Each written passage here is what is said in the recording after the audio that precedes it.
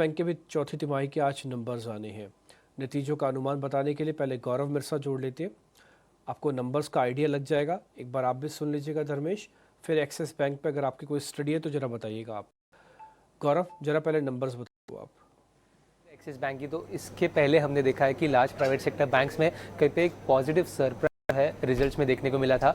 But अगर हम Q4 के नंबर्स के एक्सिस की बात करें तो यहाँ पे एक्सपेक्टेशंस ऐसे है कि कहीं पे लोन बुक ग्रोथ जो है वो लगभग 8.5% से भी ज़्यादा रह सकती है। और इसी के साथ साथ डिपॉजिट ग्रोथ की अगर बात करें तो कहीं पे 7 to 8% के बीच में ये जो डिपॉजिट ग्रोथ है वो भी ईयर ऑन ईयर बेसिस पे रह सकती है। और इसी के नतीजे अगर हम बात करें नेट इंटरेस्ट इनकम की तो वहाँ पे एनालिस्ट का मानना यह है कि लगभग 6% की एक वाई ग्रोथ जो है वो देखने को मिल सकती है।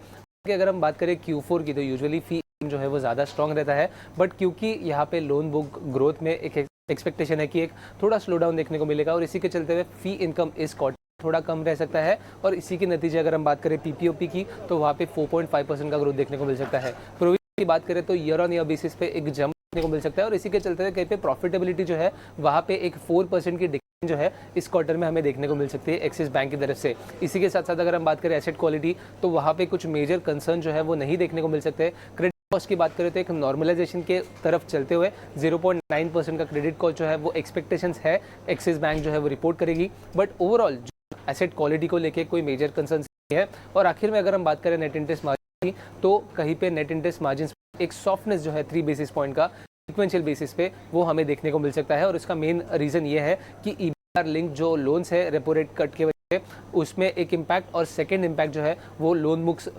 बुक में जो मिक्स है उसका चेंज, इसके वजह से थोड़ा इम्पैक्ट जो है नेट इंटरेस्ट मार्जिन पे देखने को मिल सकता है।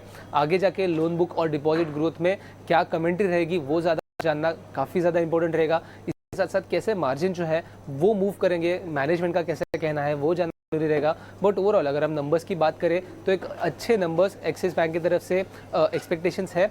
बट जैसे हमने देखा कि पिछले कुछ ने काफ़ी अच्छे नंबर्स रिपोर्ट किए हैं तो एक पॉजिटिव सरप्राइज की भी आशा जो है वो जरूर बनी रहेगी। ठीक है, पॉजिटिव सरप्राइज की उम्मीद ज़रूर है, लेकिन ठीक ठाक नतीजे के एक्सपेक्टेशन कहे जाएंगे बिकॉज नेट इंटरेस्ट इनकम में बढ़त का अनुमान ज़रूर है। मुनाफे के फ्रंट पर हो सकता है कि कमज़ोरी हाथ लगे। इसके अलावा डिपॉजिट में कमी से लोन ग्रोथ धीमी रहने का भी अनुमान जताया जा रहा है। एक्सिस बैंक खासतौर से मार्जिन को लेकर कमेंट्री क्या कराती है और दूसरे बैंक्स के क्वार्टर में निम्स में सुधार है तो नेट इंटरेस्ट मार्जिन्स के लेवल किस तरह के पैन आउट होते हैं और मार्जिन्स किस तरह दिखते हैं इस पर नजर आएगी। लोन और डिपॉजिट के आउटलुक पर भी फोकस रखना होगा।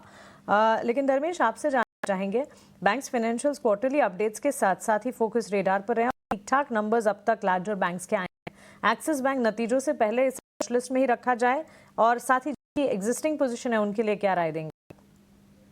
Definitely I think so. जैसे हमने बात की कि banking as a sector we remain to be constructive positive. हमें लग रहा है कि Axis bank, most of the private banks I would say made a new high, but if you look like Kotak bank I think so made a new high, even HDFC bank made a new high. Axis again we believe I think so slow and gradual move अब तक रहा है, but इस current corrective phase में आई think so axis was the one of the most out performer stock inside the bank. तो हमें लग रहा है कि ये जिनके पास पोजीशन है उनको होल्ड करना चाहिए।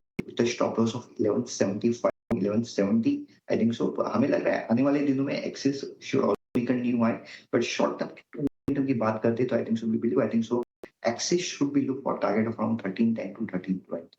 तो या हम पॉजिटिव है एक्सिस पे, रिजल्ट पे वॉलेटिलिटी रहेगी उस पे हम नहीं करेंगे, बट डेफिनेटली कोई भी डिप आती है एक्सिस में तो one should definitely look on the right side. तो we remain to be positive for Axis from the medium term to from the short term medium term perspective.